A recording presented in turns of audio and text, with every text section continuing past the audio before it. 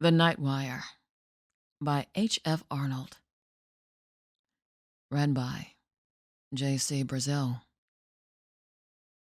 New York, September 30th, CP Flash.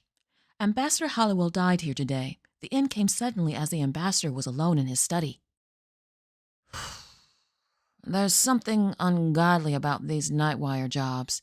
You sit up here on the top floor of a skyscraper and listen in to the whispers of a civilization. New York, London, Calcutta, Bombay, Singapore, they're your next-door neighbors after the streetlights go dim and the world has gone to sleep. Along in the quiet hours between 2 and 4, the receiving operators doze over their sounders and the news comes in. Fires and disasters and suicides, murders, crowds, catastrophes, sometimes an earthquake with a casualty list as long as your arm. The Nightwire man takes it down almost in his sleep, picking it off on his typewriter with one finger. Once in a long time, you prick up your ears and listen. You've heard of someone you knew in Singapore, Halifax, or Paris long ago. Maybe they've been promoted, but more probably they've been murdered or drowned. Perhaps they just decided to quit and took some bizarre way out, made it interesting enough to get in the news. But that doesn't happen often. Most of the time you sit and doze and tap on your typewriter and wish you were home in bed. Sometimes, though, queer things happen. One did the other night, and I haven't gotten over it yet. I wish I could. You see, I handle the night manager's desk in a western seaport town. What the name is, it doesn't matter.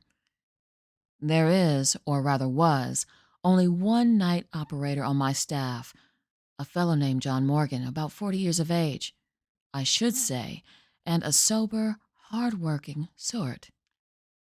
He was one of the best operators I ever knew, what is known as a double man. That means he could handle 2 instruments at once and type the stories on different typewriters at the same time. He was one of the 3 men I ever knew who could do it consistently, hour after hour, and never make a mistake. Generally, we use only one wire at night, but sometimes, when it was late and the news was coming fast, the Chicago and Denver stations would open a second wire, and then Morgan would do his stuff. He was a wizard, a mechanical, automatic wizard which functioned marvelously, but was without imagination. On the night of the 16th, he complained of feeling tired.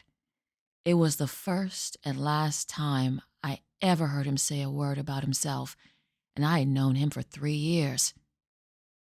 It was at just 3 o'clock, and we were running only one wire.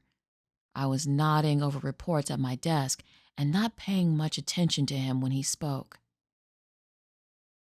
Uh, Jim? He said. Does it feel close in here to you? Why, no, John, I answered, but I'll open a window if you like. Never mind, he said. I reckon I'm just a little tired. That was all that was said, and I went on working. Every 10 minutes or so, I would walk over and take a pile of copy that was stacked up neatly beside his typewriter as the messages were printed out in triplicate. It must have been 20 minutes after he spoke, and I noticed he had opened up the other wire and was using both typewriters. I thought it was a little unusual, as there was nothing very hot coming in. On my next trip, I picked up the copy from both machines and took it back to my desk to sort out the duplicates. The first wire was running out the usual sort of stuff, and I just looked over it hurriedly. Then I turned to the second pile of copy. I remember it particularly because the story was from a town I had never heard of, Zebico. Here's a dispatch. I saved a duplicate of it from our files. Zebico, September 16th, CP Bulletin. The heaviest mist in the history of the city settled over the town at 4 o'clock yesterday afternoon. All traffic has stopped, and the mist hangs like a pall over everything. Lights of ordinary intensity fail to pierce the fog, which is consistently growing heavier. Scientists here are unable to agree as to the cause, and the local weather bureau states that the like has never occurred before in the history of the city. At 7 p.m. last night, municipal authorities, more. That was all there was. Nothing out of the ordinary at a bureau headquarters, but, as I say, I noticed a story because of the name of the town.